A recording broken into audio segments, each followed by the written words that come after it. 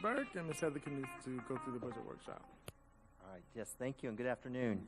I just want to warn the board up front, we're likely to go through a wide range of emotions as we go through this budget workshop today, from potentially disappointment and anger, hopefully to hope and peacefulness by the end. But that said, you know, you got a little bit of dose of this on April 4th with the legislative workshop, but just to kind of recap a little bit, this budget process that played out for FY19, you know, at the state level, and as a reminder, what happens in Tallahassee really dictates our revenue to operate our schools each year. And this year, we were a little disappointed because we started out with some optimism that the state board and the governor were seeking a $200 per student or 2.74% increase. When the legislature got going in January, the more realistic number fell to 1.37% or $100 per student. And then we had the horrific tragedy in Parkland, and the whole focus turned to adding funding for school safety and mental health. And at one point, the governor had proposed, you know, that $500 million in new money be put on the table to help pay for those efforts. But at the end of the day, the legislature really kind of redirected the resources that typically would have gone into the base student allocation and helped us deal with rising costs and provide some money for employee salary considerations. We really saw all that money get earmarked and mandated that it be spent on school safety and mental health. So at the end of the day, we went from just 1.37% increase per student to 1.39. The $100 went up to $101.50, and the base student allocation statewide only went up 47 cents, which is a nominal amount that really doesn't go far. So that really drives our revenue, and now we're working through to bring you a balanced budget recommendation. This gets in a lot more detail, but the FEFP, I know you're getting accustomed to kind of these FEFP budget runs, but real quick, you know, we're expecting to grow. The state has projected almost 2,800 new students. We feel like that's kind of high. Our own local forecast was a little lower, but so we've put a lot of that resource out into our schools to deal with our own projected enrollment growth, and then the rest of some of that money we have to hold in reserve to see if the kids really materialize. You'll see shaded in gray some of the mandates. We've got the Safe Schools, that's almost $6.1 million, and that's for both district and charter schools. Then the teacher classroom supply assistance is going up from about $250 per teacher to $300 per teacher, and those monies pass right through to the teachers in the classroom. And then the new mental health allocation of $4.3 million. Just kind of jumping to the bottom line, some of this enrollment we're going to share with charter schools, some of the growth. We've estimated right now the 2,800, potentially about 1,800 would be hopefully in our schools, and then about 1,000 students potentially in charter schools. And that's truly an estimate. We've seen the last few years the charter schools come in much lower than projected, and this year for the first time we actually saw a little bit of a decline in charter school enrollment. So we'll continue to monitor that. The bottom line there on the net increase was $31.2 million, and of that, a big piece of that is tied to the growth, the additional 2,800 kids. So those monies are tied to providing the teachers and the services and passing some of that through to charter schools. We also have a local policy to keep our contingency reserve at 3%, so there's money that needs to go into that, about $1.5 million to keep that on pace. We had an increase in our FRS contribution rates that we must fund. That's going to cost about $4 million. And you can kind of just see how the money is spoken for, and then also those new initiatives with Safe Schools and mental health, which I'm going to talk a little bit more about later. But the disappointing or the bad news piece of this is, at this point, we're about $300,000 in the red. Granted, on a $1.9 billion operating budget, that's not bad, right? We expect to be able to manage that, and as we close out the books on FY18, I'm confident we'll be able to get that covered. But the more troubling piece is at this point, there's no money set aside for employee salary increases for next year's consideration. And I know that's one of the board's budget priorities that we identified early on in this process back in December. And we're struggling to make good on that with the money, the very limited revenue we got out of Tallahassee. Mr. Burke, I think Mrs. Brill has a question. Oh, I'm sorry. I was getting carried away. Well, first thing I want to ask is if you would please slow down, because this is really important information, and you're going so fast that my brain's not keeping up. Just going back to that first slide, maybe I missed something because you're going fast. I don't understand the column heads. I don't want to sound like an idiot, But what is this 2018 to 19 conference? I mean, what? Oh, okay, I don't, sure. I don't understand what, and the conference increase, decrease. So I'm sorry, but Oh, okay, yeah. No, you my lost apology. me. Let me explain that. So our funding's driven through the state funding formula, the FEFP. And the FEFP is calculated throughout our school year. So the current year is the 2017-18. That third calculation, what that means is the state recalculated our funding based on the actual October FTE. And that's kind of what the third calc represents. So that's our base year. That's the current school year. And then the 18-19 conference, March 8th, what that reflects is when the Senate and the House got together and they conferenced on the budget. This is the agreement that was reached and the budget that was ultimately brought forward to the governor, and he signed on March 17th, I believe. So this is, all this data here, it takes it from the state level and it really drills down into Palm Beach. And it gives you the calculation that really drive our funding, and it starts with the unweighted FTE is basically our student enrollment.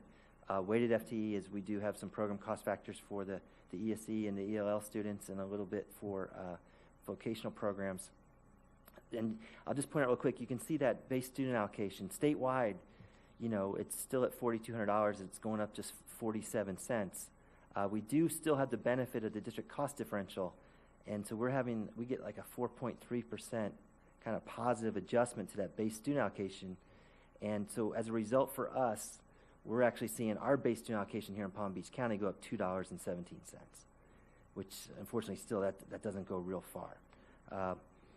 And then the rest of that calculation, you basically kind of take the weighted FTE and multiply it by that base student allocation, gives you that big number of about $937 million in base revenue. And that's the revenue we have the most flexibility on. And that's, you know, it's going to teacher salaries and employee salaries, everything within the operating budget. And then, you know, the FEFP formula has within it some categoricals where the legislature is very specific about how much money they put behind, whether it's the ESE guarantee or SAI funding or reading or safe schools. This year, the focus was on increasing safe schools and then really creating that new categorical for mental health. So this is just kind of, some people get real interested about this calculation because if the charter schools are paying attention, they can tell by these numbers and they can kind of go back and forecast what's going to happen to their school budget. And then, you know, Ms. Knust will not let me do a presentation without including these two pages because this is her bread and butter. But the second page of it gets into some of the other components, the class size reduction categorical funding, our lottery funding. Now, lottery funding, we get this question sometimes, you know, where's all the lottery money? You can see it's at $9.8 million, but the vast majority of that goes to the school recognition program for schools that get an A grade or a raise their letter grade. And then we get a small amount for discretionary. And what that goes to now is our school advisory councils to get $5 per student towards school improvement, and they hatch their own plans on how to best use those monies. So the lottery funding is a small piece of our total budget, and it's really kind of earmarked too on where it's spent. The tax roll then comes into play to figure out how much of this money, when the state says they're going to fund X amount per student, then there's a split between state revenues and local taxes. In Palm Beach County, because we have a relatively high tax roll, we end up paying about 70% of our funding per student through local school taxes. And really, by and large, it doesn't benefit you really to live in a wealthy property county or a poor one, because the whole premise of the formula is to get everybody kind of to that per student amount with some adjustment for cost of living through the DCD. So all those calculations is really how I got to the $31 million in new money. And that carves off the piece that's expected to go to charter schools. And then we look kind of on the margin from one year to the next. Where's our rising cost? What money is earmarked? And what money must go to serve the additional students we're expecting? And that's kind of where I got to the bottom line. Once we take all those things off the table that we know about, we're basically breaking even here and slightly in the red. And it's a manageable number. The one thing I want to point out, so I shared the bad news that, you know, there's no money for potentially, it's going to be very difficult to come up with money to negotiate salary increases. The state has continued this Best and Brightest scholarship program, and this did help our teachers. You know, there's some concerns about this program and the nature of it, but it is out there. Our teachers and a few of our principals brought home about $16 million through this program last year, and this will continue. The same rules and everything apply for the upcoming school year. So that is one thing that's out there. Now these are one-time bonuses, so they don't count towards the employee's pension benefit, and they're non-recurring. They get paid out in the spring, and that's it.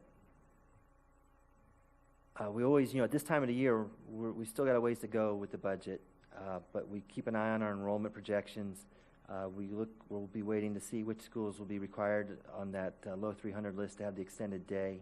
And I think we shared last time that formula's changed a little bit to go to a 3-year average, which is actually a good thing, so there should be less volatility in the schools falling on and off the list each year. And hopefully we're not just we've talked about the yo-yo effect of giving resources only to pull them away 1 year later. So that should stabilize a little bit. And the tax roll is going to be interesting. The state projected 6.4% growth. We had about 7 last year, but what we're hearing from the local property appraisers, it could be as low as 4%. So we're watching that very closely. This matrix, this chart, we've been working hard ever since the board adopted our strategic plan. Part of that is aligning our resources to support the strategic plan, and this is kind of just a overview of the changes for next year. Now, a big piece of this, where you see positive and supportive school culture and $10.3 million, that is the $9.3 million of that is the new Safe Schools money for school resource officers and the mental health component. And then on top of that, we've been able to shift about $900,000 of existing resources to add some MTS coaches in a handful of our schools. And then so there's some shifting of resources. There's the state categoricals, and this just kind of shows you how things are changing and how we're dedicating resources to support our initiatives within the strategic plan. The two biggest issues for this year, of course, are the Safe Schools allocation. We estimate that about $5.5 million of those dollars will be for district-operated schools after the charters get their share, and there is a requirement that we put an officer in every school. We've estimated it'll take 75 new officers to do that, and we've put those positions in the budget and advertised them for next year.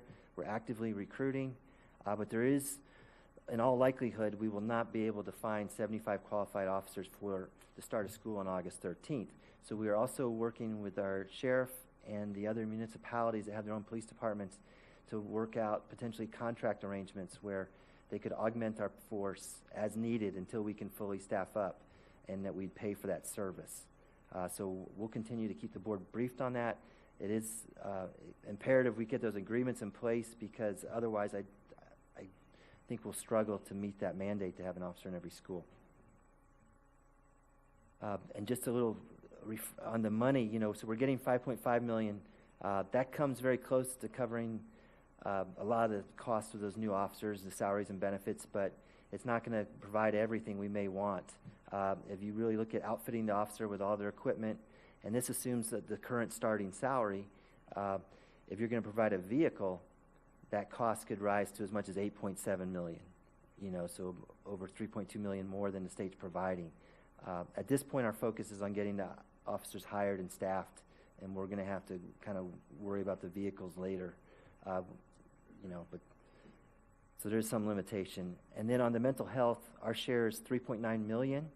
I'm working with our Deputy Superintendent, Mr. Oswald, and how to best use that $3.9 million and trying to leverage it as far as possible. $3.9 million does not give you enough money to try to add a position to every school. So they're going to have to take a team approach and potentially contract with some of our other agencies across the county to provide some of those mental health services. And we're kind of working through those scenarios now.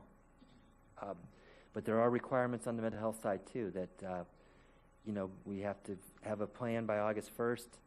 Next school year, the schools will have to have their what they call threat assessment teams in place, which is a mixture of school administration and school police and staff to kind of meet each month and evaluate any concerns they may have. And we're working through that. Mr. Burke, Mr. Barbieri. Sir.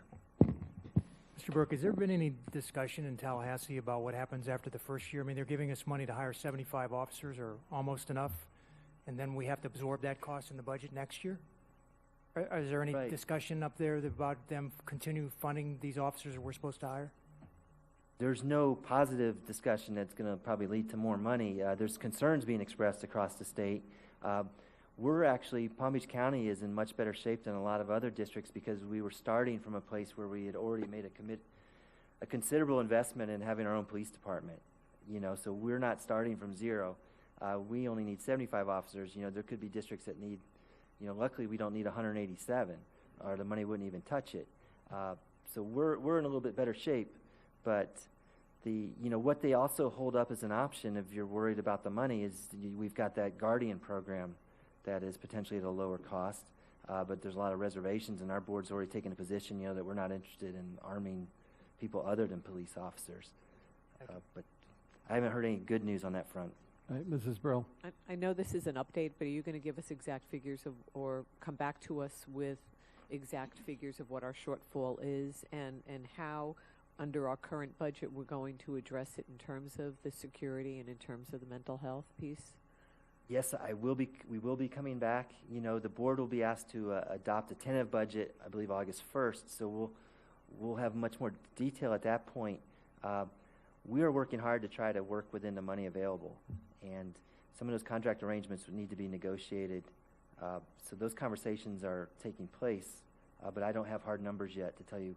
And it's a little bit of a moving number as far as to the extent we can recruit new officers and staff them, we're less dependent on the outside agencies.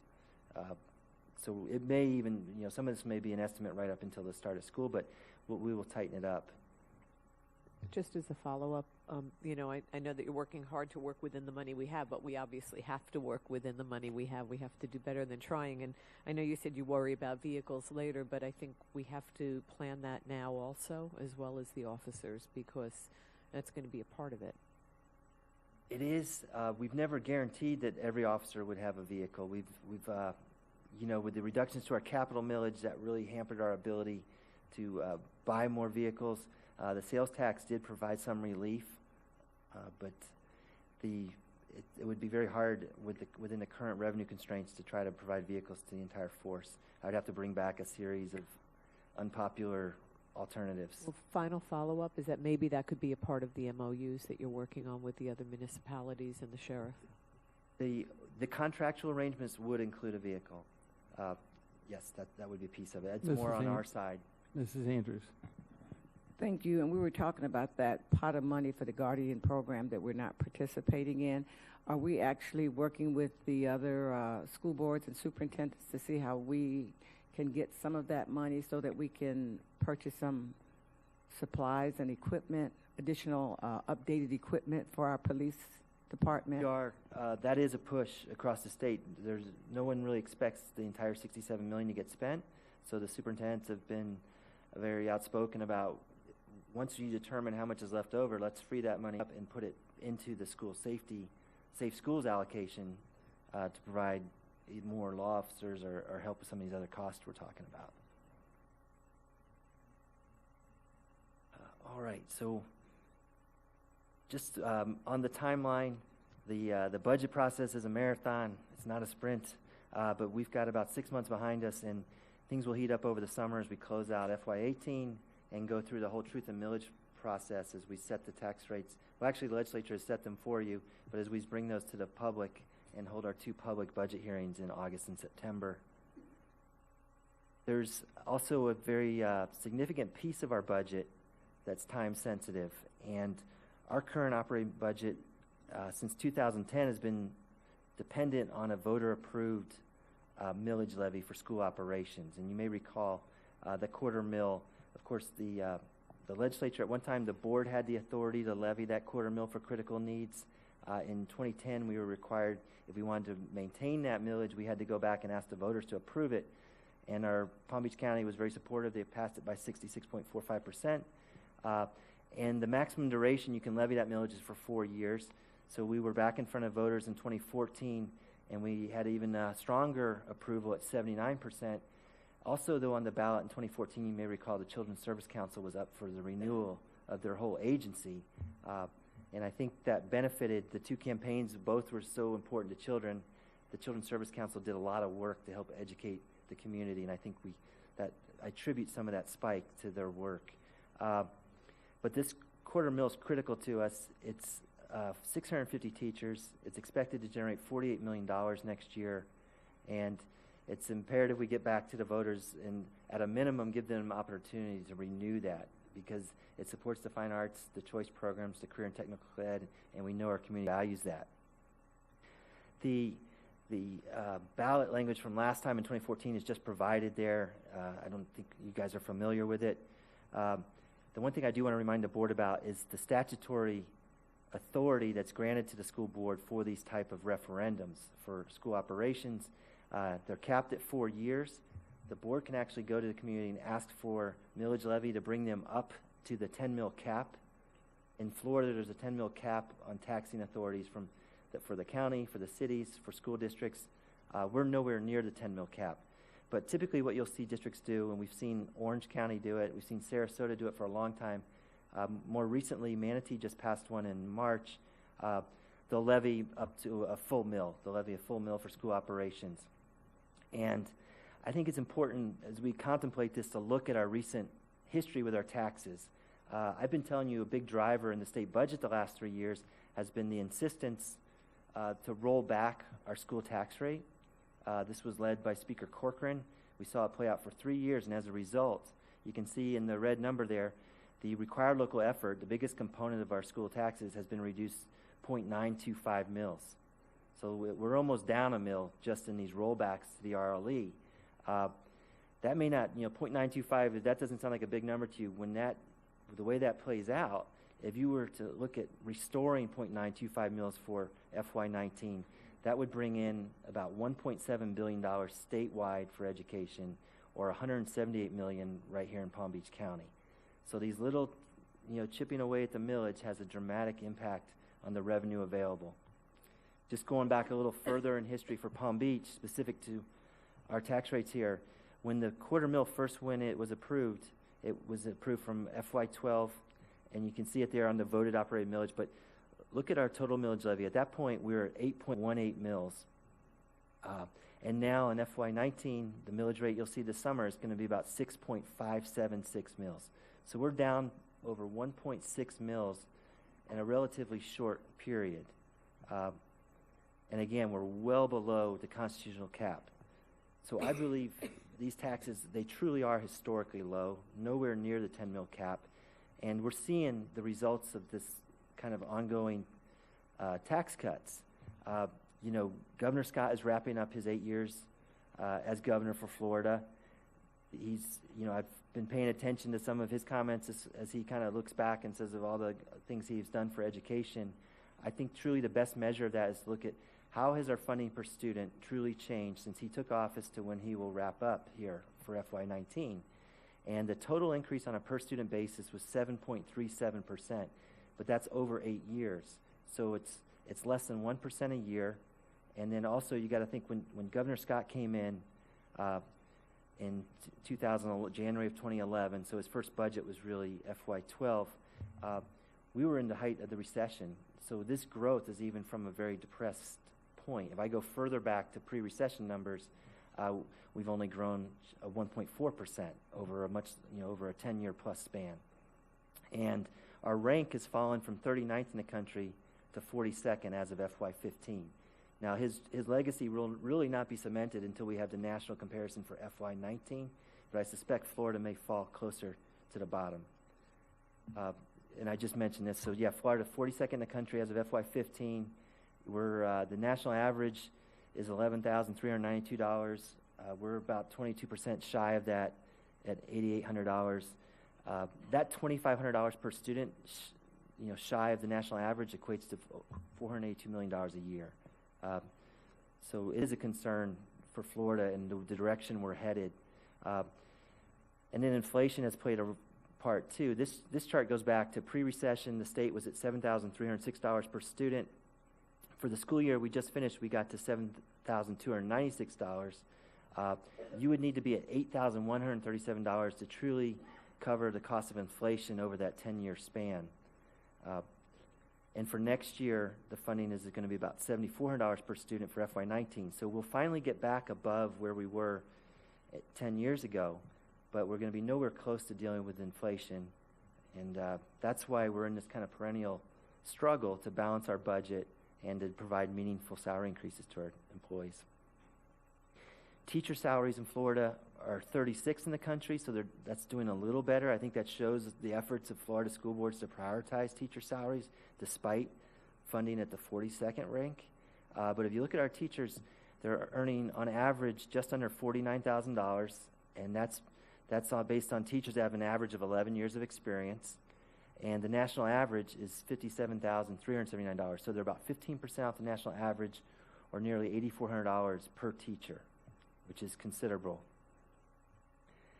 All right, so the big decision that will be coming before the board is if there is an interest, we do have this ability to go to the voters and seek additional millage levy. The quarter mill, as I mentioned, will provide $48 million next year. This next window on the millage levy, while we have to go to voters in 2018, it really impacts your board starting a year from now, really, FY20 through FY23 for that 4-year window. At that point, for FY20, a quarter mill is expected to generate $50.8 million. So that will continue to fund all our fine arts teachers, and our choice may even allow us to add a few more. If we were to go for a full mill, you could generate $203 million or an additional $152 million a year. And that's where we would have a great opportunity to really step back, look at our priorities, and address some critical needs. The top of the list is, of course, school safety. I mentioned that the state money is only going to go so far. If we wanted to increase that millage, a good portion of it could go to school safety initiatives, including providing vehicles for all officers. We could do a 4-year lease to align with the referendum, and that would be one problem quickly taken care of. We could also look at all the different other equipment needs to make sure we have the best police force of school districts in the entire state. The other piece, the big piece of school safety of equal, if not even greater importance, is the mental health. And we have $3.9 million currently to work with. Passing this millage, we could potentially have $20 to $25 million to work into mental health and take care of the school police. We could provide MTSS coaches to all schools. We could have more teams of psychologists and family counselors. We could really have a great program that would lead the state and address some of the concerns we have.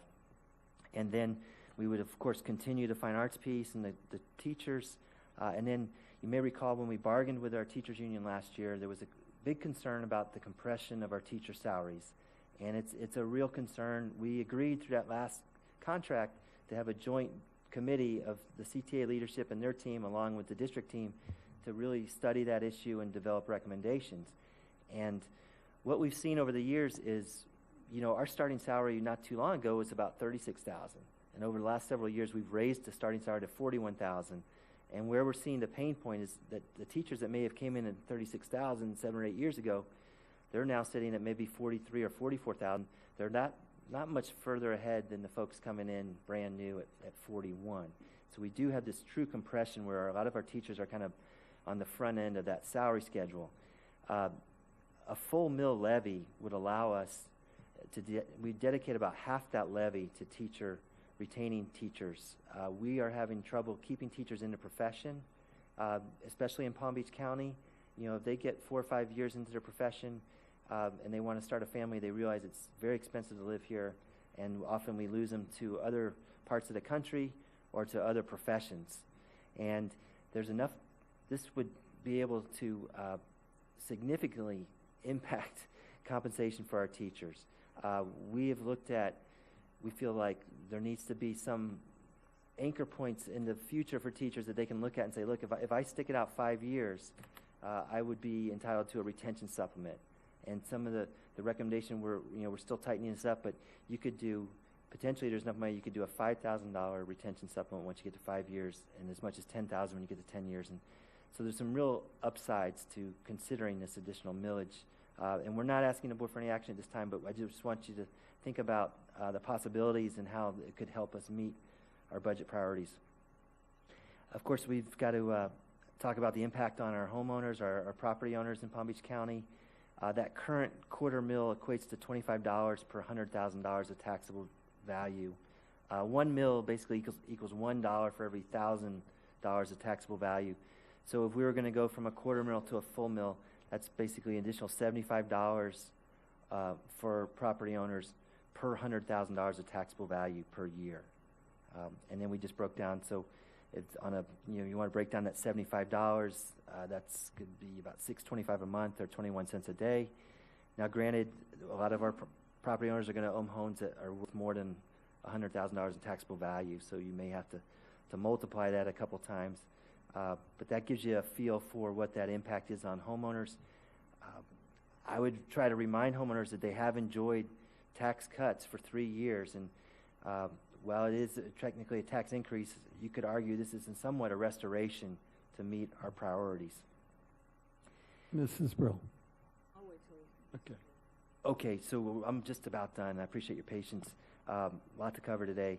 But the timeline to bring our question, and we've always gone to the voters in November as part of the general election, and that's preferred in many circles because the good side of that is you're giving as many members of the public a chance to vote on it, because that's typically when you get the biggest turnout.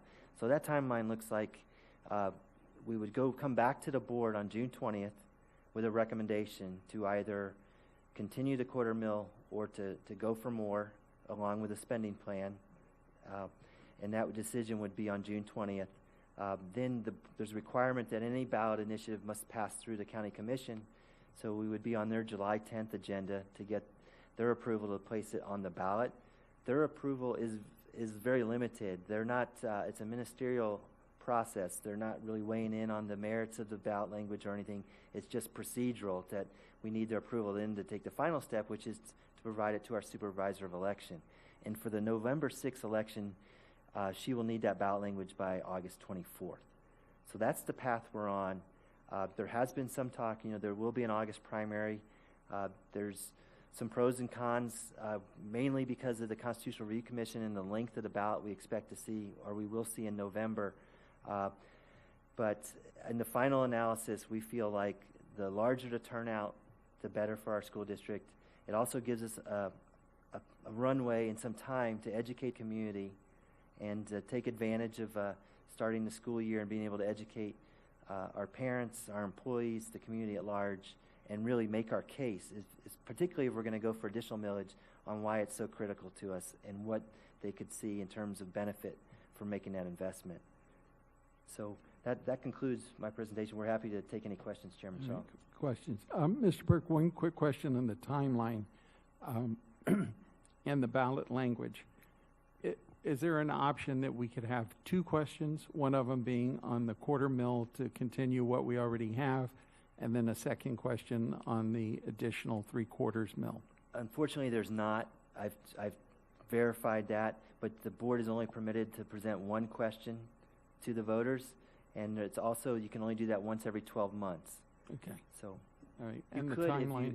the only option would be you could do, say, a $500,000 in this November, and if you decide in a year to come back for more, or 2 years, maybe in the presidential election, you could do that. But one has to replace the other.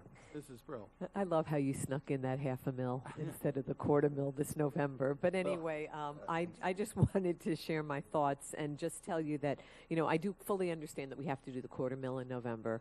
I'm very worried because of the length of the ballot. We're going to be on the last page. There are a lot of concerns, but the security and teacher salaries, there's not any person on this dais that wouldn't say they're our top priorities. But I personally think we need to see a clear plan. We need to see more data. The voters recently approved the sales tax. It would be, it's going to be a big education process for them to understand the difference. And I know that you and I spoke about what that full mill looks like with the house values, whether it's going to be $200 or $300 more per person. But we also have reports coming into us next month from different entities regarding our security. So I would ask before we make a decision, I'm afraid to sacrifice that $250,000. And the easy solution is always going to be, say, go out for taxes. I don't know that the public has the appetite for more right now. So I think we need to see what the polling is. We need to see what our clear plan is. We need to see whether we have to make any adjustments to our plans based upon the reports that we're going to be receiving. So I welcome the discussion. I realize August would be too big a rush, but let's just be really careful because, you know, we could go out for the quarter mill and then go back in 2 years for another half or whatever, you know, we would need. But just if we ask for too much, we may be risking a whole lot.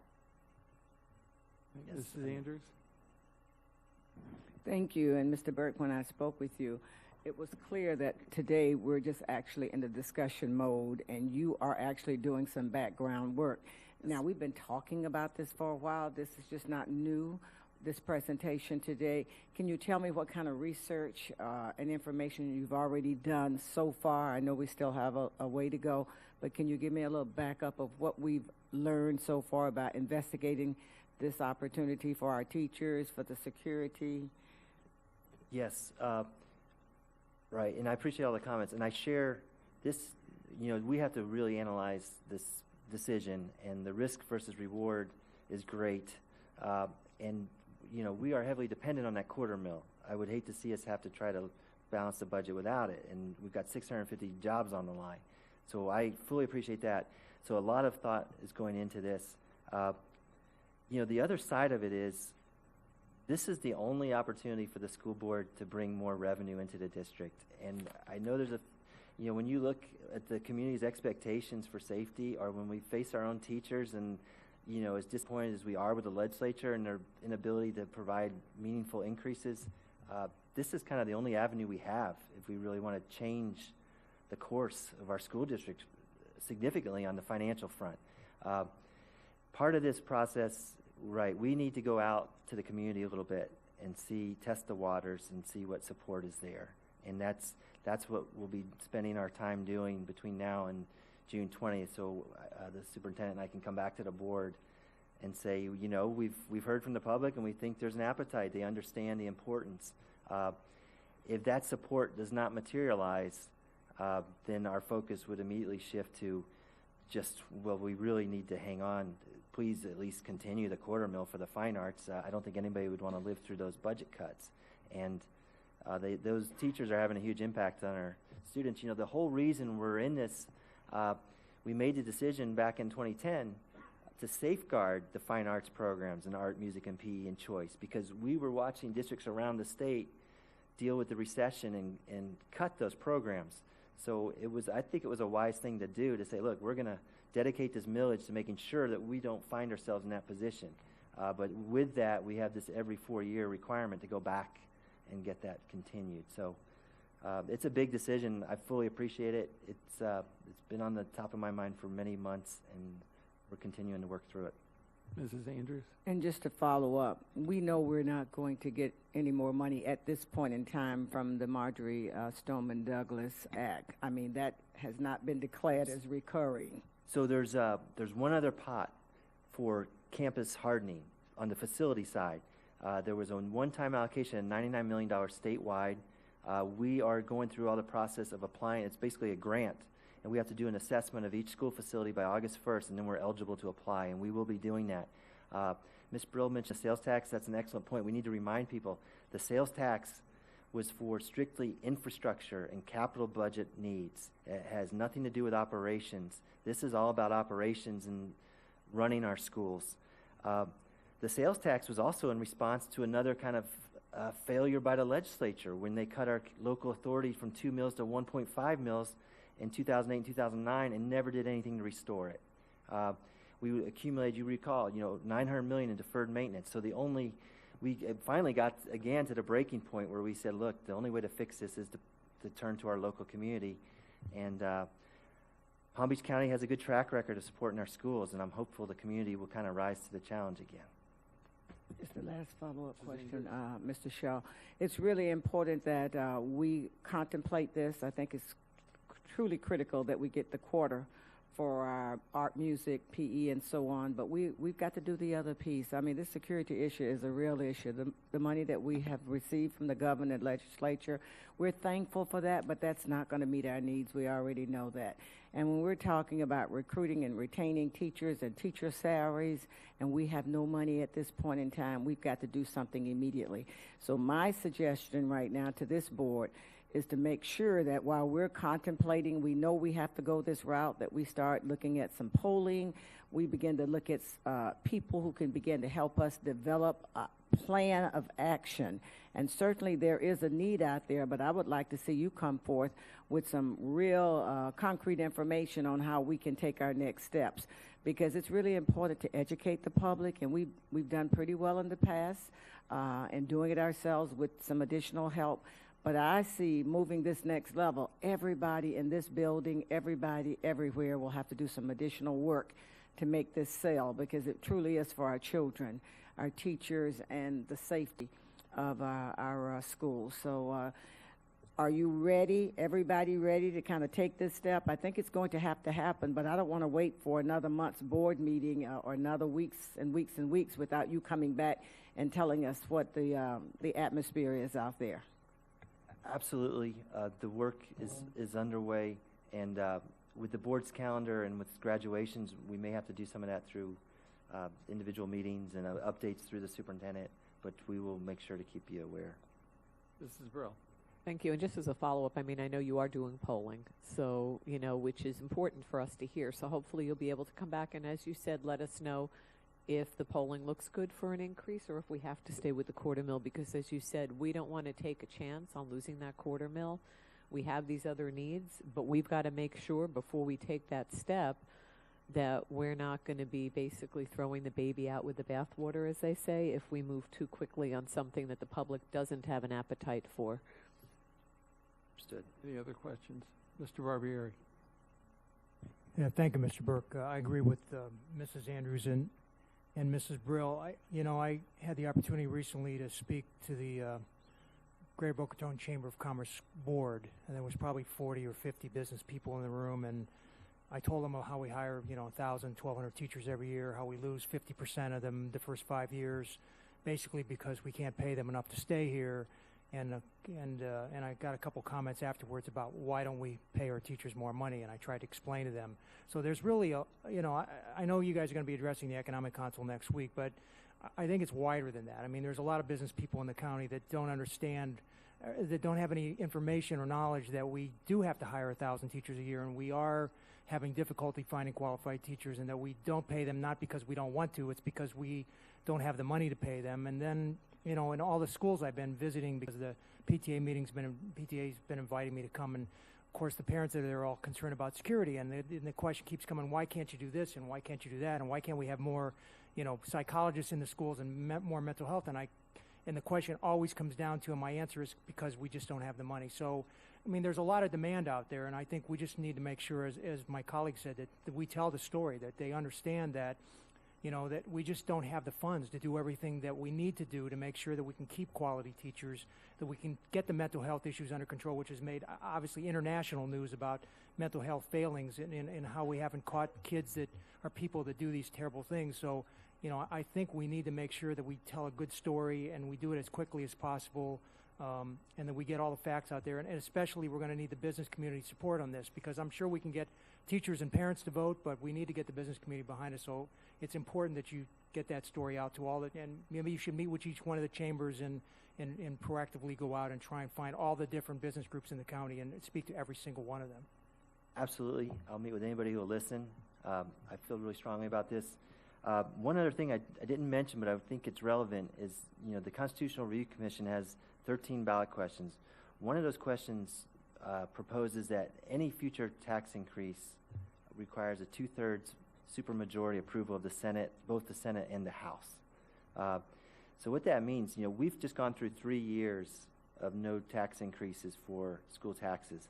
They basically, when you roll back the tax rate each year, that means you're capping the local contribution to education across this whole state at the same amount of money you had 3 years ago on a dollar-for-dollar basis.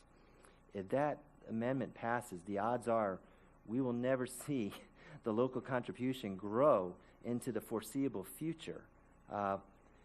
And to me, it's dangerous for this state to think that that's just going to put pressure then on the state revenue to fill that void. And what I've seen for the last several years is they don't worry about really filling the void. We just get less and less. And the mandates and the expectation for more services continues to grow. So I really hope we can educate our community, and that they'll see the benefits of, we may not want to end up like the rest of the state. If we want Palm Beach to truly continue, I think we have a good track record of kind of outperforming a lot of parts of the state, but you can only, you need money to do that work. And Florida needs to be careful because we're heading down a pretty dark road. Dr. Robinson? Thank you. So when you said MTSS coaching almost in every school, I know you said that to just suck me into agreeing with Mr. Oswald tipped me off a little bit, and Dr. Fenoy, but I've been paying attention too. And I must say, it worked, okay? I mean, but, and with this additional information about what's potentially on the ballot, requiring this 2/3 from Tallahassee, that adds some urgency to it for me. But I think that in addition to the business community, we need to market ourselves to like John Q. Public, right? And I think that part of that has to be, the magic word is transparency, but I think we have to show that we are not wasting money, right?